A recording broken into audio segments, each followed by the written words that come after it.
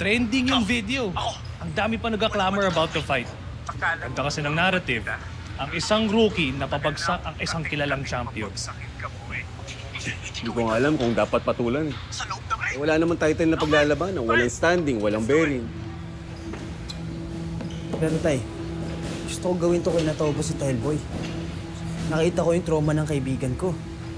Makmak, huwag na huwag mong gagamitin ng boxing para makapagiganti. Tay, hindi naman ito tungkol sa paghihiganti. Gusto ko lang ibalik yung dignidad na meron sila. Yung dignidad at pagkataong sinira ng mga mayayabang na yun. Oo nga, pero bilang coach mo, hindi ko sinusuportahan to. May ibang laban na dapat tayong pinaghahandaan, hindi yan. Pero tay... Ngayon, kung gusto mo ng hustisya para kay Tobos at sa mga kaibigan mo, daanin natin sa tamang proseso. Magdemanda sila. Pero tay, kaibigan ko sila. Paglalaban ko sila. Ito lang nakikita kong paraan.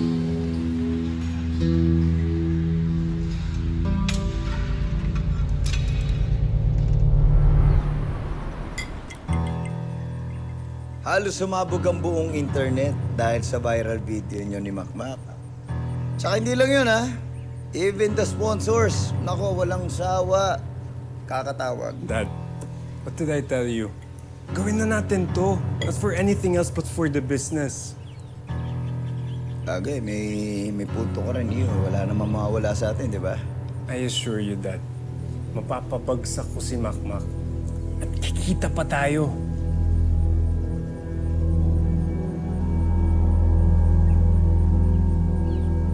This is going to be a one hell of a fight. Yes, it will.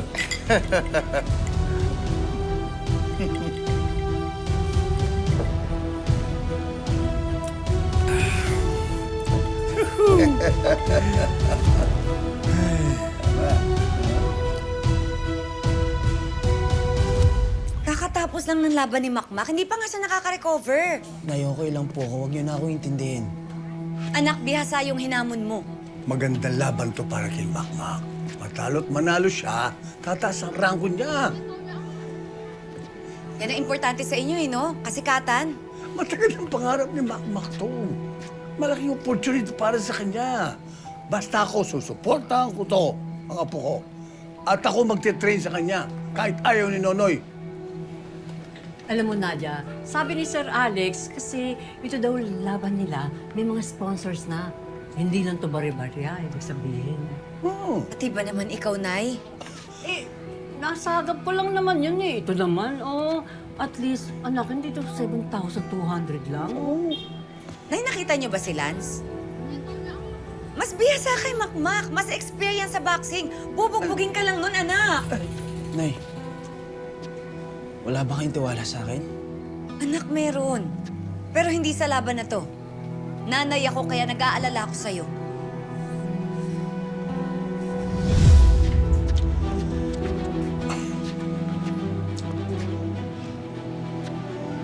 Mapilit kayo.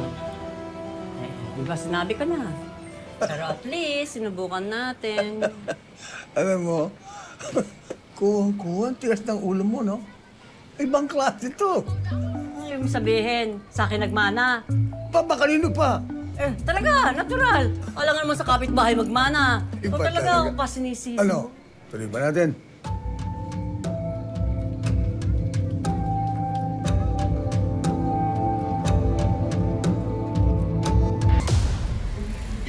Kahit naman ako, worried ako sa magiging laban niya ni Kuya eh.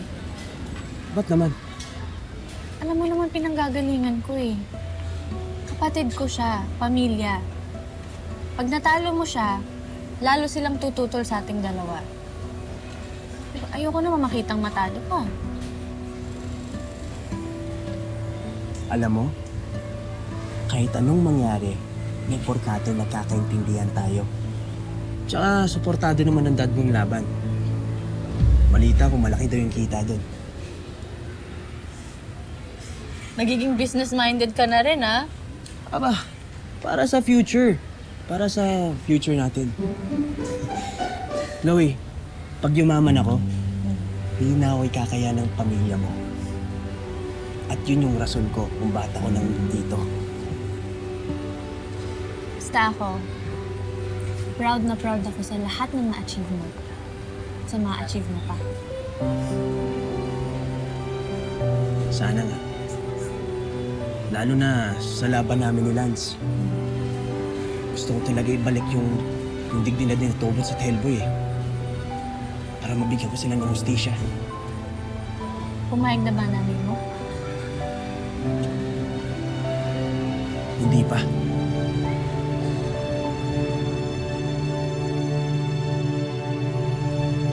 Win or lose, 200,000 para kay Macmac. Take it or leave it. Mauta ka talaga eh, no?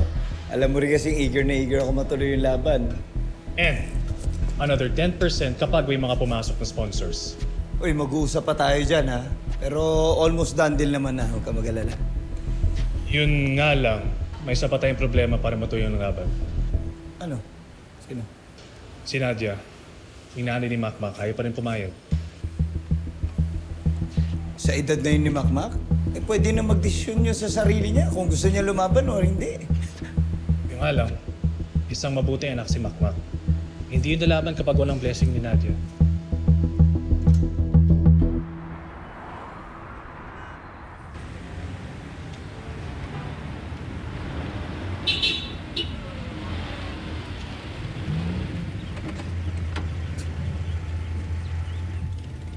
Pwede ba tayo mag-usap? Kahit sandali lang, Nadia.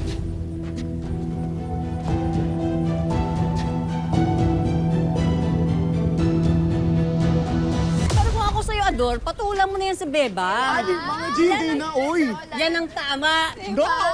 Fresh talaga ni Mama. Uy, tignan nyo! Oh! Grabe! Kabog! Tuloy na talaga! Kaya nga, paldo ka, Mama G! Ang ganda, tapos nakakatakot si Lance, Lord. Sana po kayanin ng apo ko itong laban na to.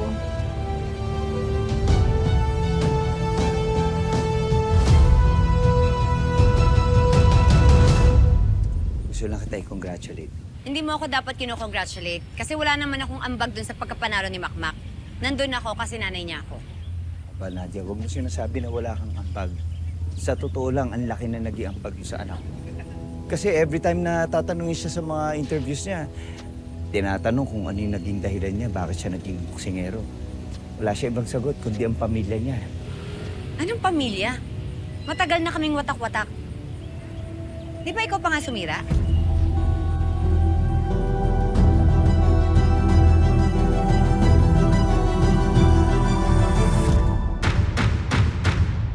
Pogi ko dyan ah.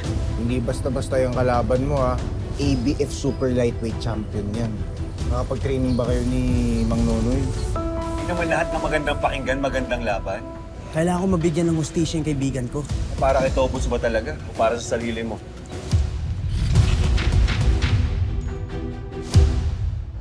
Matagal nang naging parte ng buhay ko si Julian. Hindi ko naman siya pwedeng i-cut off ng ganun-ganun lang, di ba? Remember this? Oh my gosh! Thank you so much, Julian. Okay na? Chloe, bakit kung makaasta kayo parang girlfriend mo yung kapatid ko? Si Makmak ang laman ng usapan ngayon. Lahat ng tao. Ikaw yung may belt. Dapat ikaw ang pinag-uusapan. Hindi ako mananahimik hanggat hindi nabibigyan ng hustisya yung pagbubuling nyo kina Hellboy. Tumahimik ka dyan kung ayaw mo tamaan sa akin.